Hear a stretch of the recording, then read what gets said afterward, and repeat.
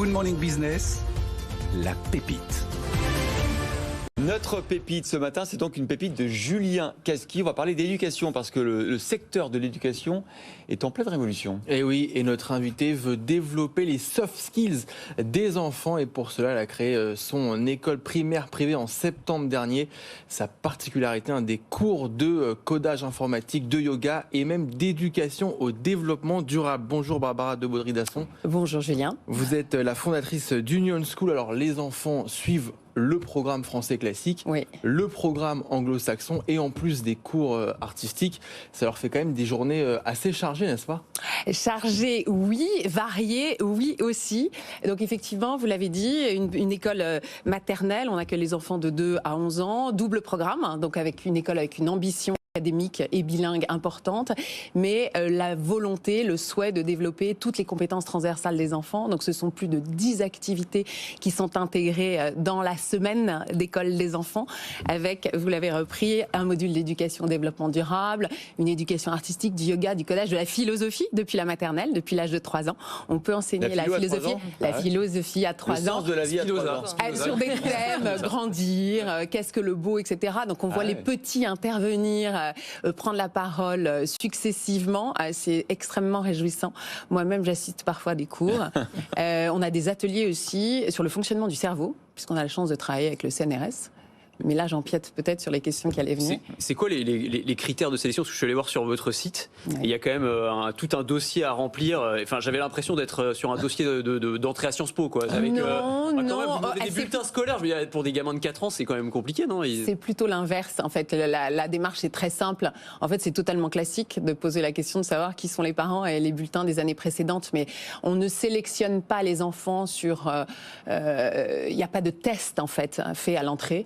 Et au contraire, il y a une individualisation et un accompagnement extrêmement important au sein de cette école. D'abord parce que c'est une petite école et c'était notre souhait aussi.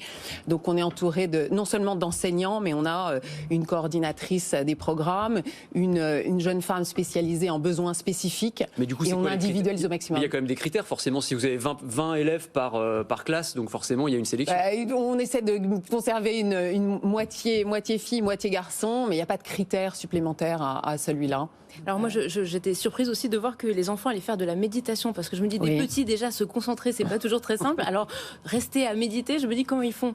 Ils méditent quelques minutes et ils méditent pour préparer le cours d'art ou achever le cours d'art. Je suis passée devant une classe l'autre jour et effectivement, on avait nos CM1 qui étaient recueillis, repliés à méditer en fin de cours pour redescendre avant d'entamer le cours suivant. Parce que ce qu'on n'a pas dit, c'est que les différentes activités dont nous parlons ne sont pas de l'après-école, c'est-à-dire c'est pas post-16 heures. Ça va quand même jusqu'à 18h, oui. C'est 8h30, 18h. Oui, et les enfants rentrent devoir fait.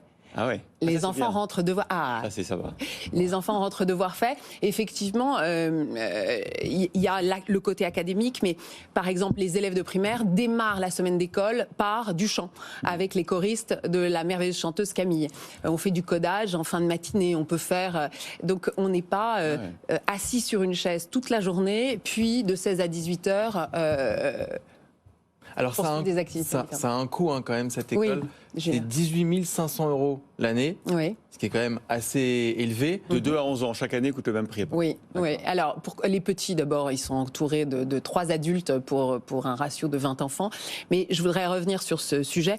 Ce que le grand public ne sait pas, c'est que la scolarité d'un enfant coûte 10 000 € à l'État. Ça, elle est payée par nos impôts, alors que là, quand vous êtes hors contrat, il faut payer ça en plus. C'est-à-dire qu'on paye de toute façon 10 000 parce qu'on est tous des contribuables, mais on rajoute les 10 000. Oui. Alors quand vous avez un projet de ce type, d'abord la loi impose d'être hors contrat pendant les 5 premières années d'existence, donc vous n'avez pas la possibilité de recevoir quelque subvention que ce soit. Mais le coût se décompose de la manière suivante. Vous avez le coût de votre immobilier. Donc dans le public, l'immobilier est souvent amorti depuis bien longtemps, et dans le privé sous contrat, et c'est merveilleux, l'Église loue, en général, puisqu'on parle le sous contrat est majoritairement catholique, l'Église loue pour quasiment rien des bâtiments souvent sublimes. Là, vous avez 1200 mètres carrés de bâtiments intramuros. À quel endroit dans le 16e arrondissement, et donc c'est un prix de loyer de bureau en fait. Ensuite, vous avez la rémunération de vos enseignants. À Union School, ils sont rémunérés entre 30 et 40% de plus que l'éducation nationale. Et ensuite, vous avez ces multiples activités qui sont intégrées dans le cursus. Donc c'est ce qui fait que vous arrivez à ce prix-là. En fait, vous importez le modèle anglo-saxon des écoles maternelles et primaires d'excellence. Et d'ailleurs, on le voit sur les images. Alors, je ne sais pas si c'est uniforme obligatoire, mais ils ont des petites... il y a le petit écusson vraiment à la britannique. Voilà, c'est très british, quoi. Il y a un blason effectivement british et la pédagogie est anglo-saxonne. C'est vrai que notre directeur anglais dit toujours que c'est l'équivalent d'une boarding school, donc d'un pensionnat, avec des enfants qui rentrent à l'école, qui rentrent à la maison, le soir. C'est quoi le modèle de financement de ce type d'école? C'est quoi le business model? Le type de financement, vous parlez des apports. Ouais, c'est du financement bancaire. Il y a quelques investisseurs minoritaires qui ont investi à titre personnel. Et puis moi qui était avocat pendant plus de 20 ans et qui ai investi mon propre argent. Bon, j'ai une petite remarque de Audrey Maubert, la directrice adjointe de la rédaction, qui est toujours un peu taquine. Comme ça, ils pourront faire un burn-out à 5 ans. Non. Alors, si vous les voyez, je vais les filmer. Lorsqu'ils arrivent à l'école, c'était le but, c'était d'avoir des enfants qui viennent heureux à l'école. Et on les voit, ils lâchent leurs parents, qui demandent un dernier baiser. C'est une famille, c'est une petite famille. On aime ces élèves comme les nôtres. Ils m'appellent par mon prénom, je les connais tous. Et au contraire, c'est leur donner l'envie d'apprendre et aimer venir à l'école. Vrai, on a des enfants qui préfèrent venir à Union School plutôt que de partir en vacances. Ouais. Donc, super, bravo. Barbara de Baudry-Dasson est fondatrice d'Union School, donc dans le 16e à Paris. D'autres ouvertures prévues bientôt? J'espère, ailleurs à Paris et ailleurs en France. Merci Julien Casqui pour cette pépite.